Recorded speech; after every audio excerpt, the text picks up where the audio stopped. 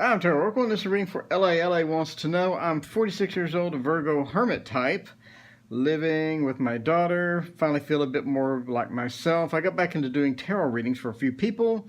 Started to participate in a psychic fair. Yay! That's awesome. I feel great to do that for others, and I feel like I have less burden after reading.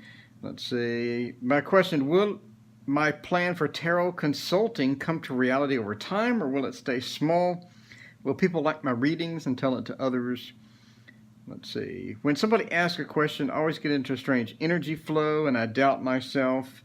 I wonder, can I trust these spontaneous insights? Okay, well, I'm a Virgo myself, so I've been through this path as well. So I can tell you that it doesn't really get easier.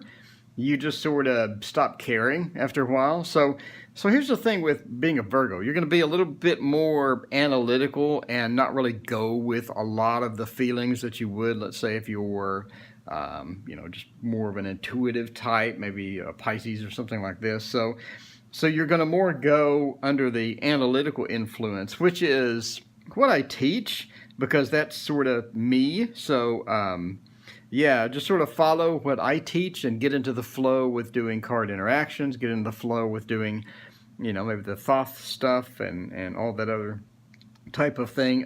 Just being a Virgo, it's a problem because you're critical of your intuition. And that's an issue, right? Because realistically, your intuition is never going to be 100%. Anybody is going to be 100%. If it was, you would just win the lottery every week, right? You'd like have a new week. You'd be like, I won the lottery again this week. Yay. What am I going to do with those?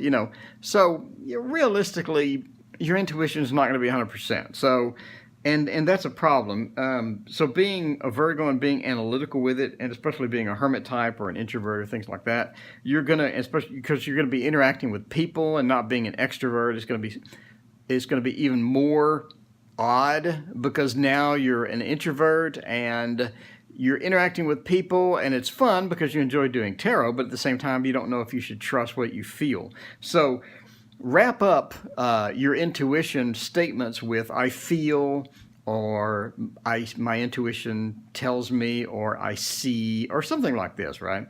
I pretty much don't do that anymore. I just go with it. But I said it doesn't get easier. It doesn't. I just stopped being analytical. I just stopped, I just I went to a tarot reading. I said, you're in for a drastic change.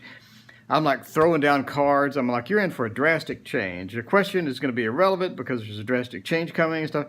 And I say it as a matter of fact, because that's what I feel. And I'm sort of on the extreme end of tarot reading. I mean, you have the conservative end, where people are like, this card means that they'll tell you the definition of the cards, which nobody wants to pay for. You can Google a card and look up the definition. But people hire you because they want your unique insight, and that's going to be your intuition or how you interpret the cards and things like that. So, again, you're going to have to trust your intuition, but you're going to have to wrap it in I feel, or I see, or my intuition guides me this way, or something like that. And then, use that to sort of gauge the interaction or gauge your querent, and it make you more comfortable because now you're not making a global statement like you have drastic change coming, something that I would do, right? Again, but I'm on the extreme end because I've done thousands of readings. So I would rather be on the extreme end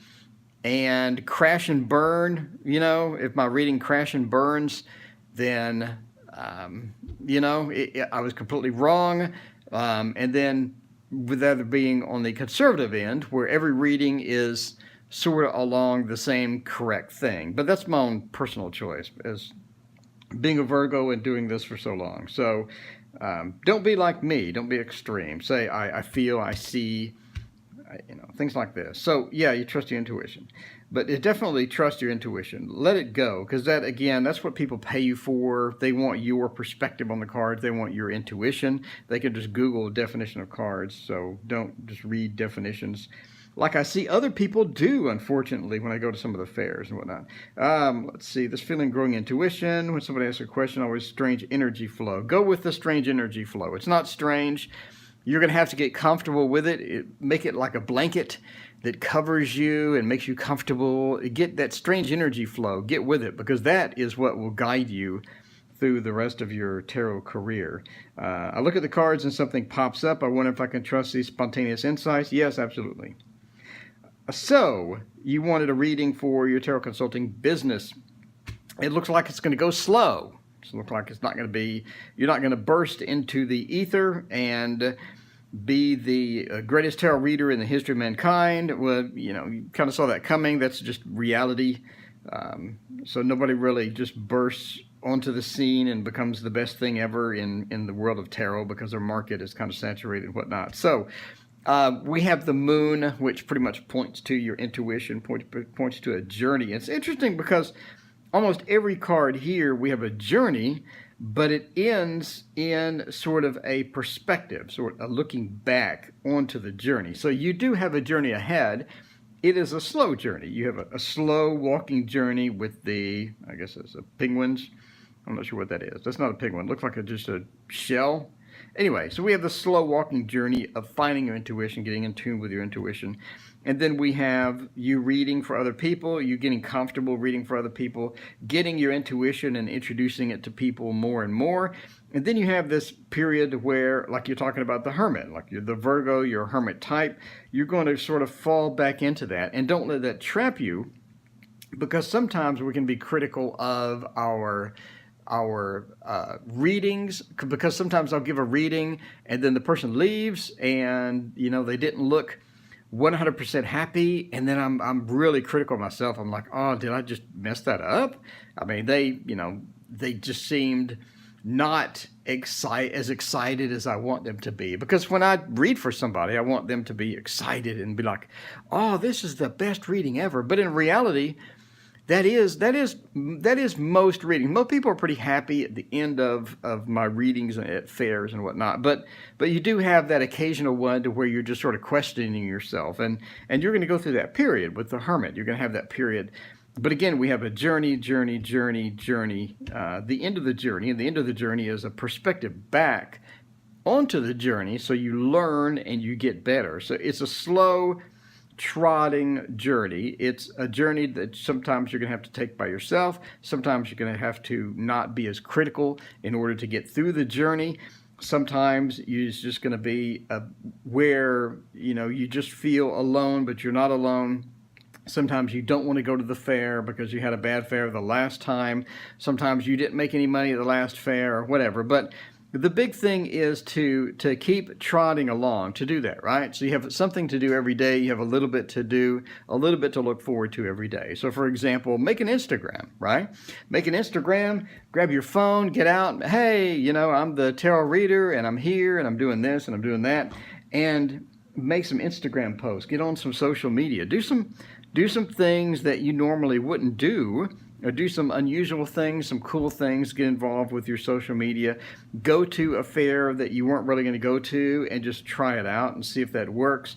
Make yourself a different business card, some business card that's really cool and it's really out there that you've really been wanting to make, and this is your focus. So do a little of something every time. Do a little bit of something to progress your business along, a little bit of something to make life a little easier, a little bit of something to get in touch with your cards. Try out some different cards, right? Try out maybe some Lenormand. Try out those. If you haven't tried out the Thoth Tarot, maybe pick up the Thoth and try these out and find out if this is going to be something. But it's a slow trotting along. It's a slow progressive development. It's not something where you're just going to explode onto the scene. And as you slowly and progressively push yourself to that next level, not extreme, don't push yourself extreme to the next level, but a little bit, like making an Instagram with your tarot company name. That's not extreme. Making a YouTube channel is not extreme. Posting a free reading, asking people if they want free readings, etc., is not that extreme. And just do a little bit, that slow trotting, finding your intuition, getting in front of other people. So even if you do maybe a free event, we have some outdoor festivals or something where you can sort of get a free space. If you say, I'm doing tarot for free, can I get a free space? Sure, here's a free space. So do that progressively, pushing yourself a little bit farther, progressively moving along. And I think you'll get to a point where you look back at your successes, look back at your failures, and you make a significant jump in progress, right? A lot of the books that talk about progress are being progressive in your hobbies or your passions. For example, getting better. The Road to Mastery book, where they talk about the mastery curve, is actually a bunch of no progress, no progress, no progress, and a little jump. No progress, no progress, and a little jump. There's no huge jumps in mastery of anything. It's slow trotting and a little jump. Slow trotting and a little jump. So read books on mastery and look up on Google, look up the mastery curve, and you'll see that what we're looking at is the mastery curve, and that's what you're going to have to do. So your question was, let's see, will people like my readings? Yes, of course they will. Will it come to reality over time, or will it stay small? I think it'll come to reality over time, but the more you push yourself a little bit, not a huge push, but the more you push yourself, like pick up a deck you've never worked with before and just work with it.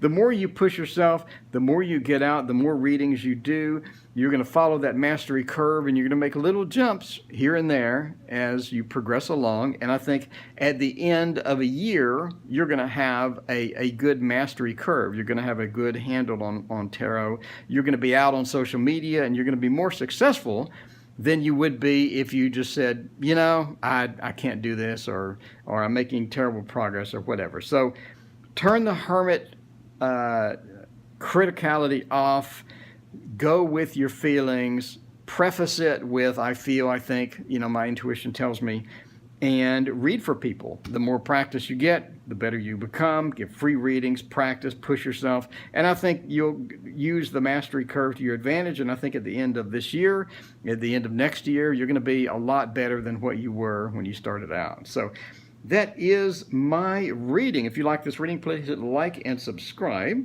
And as always, if you have a question, please put it email, and the description is my email address. Thank you so much for watching.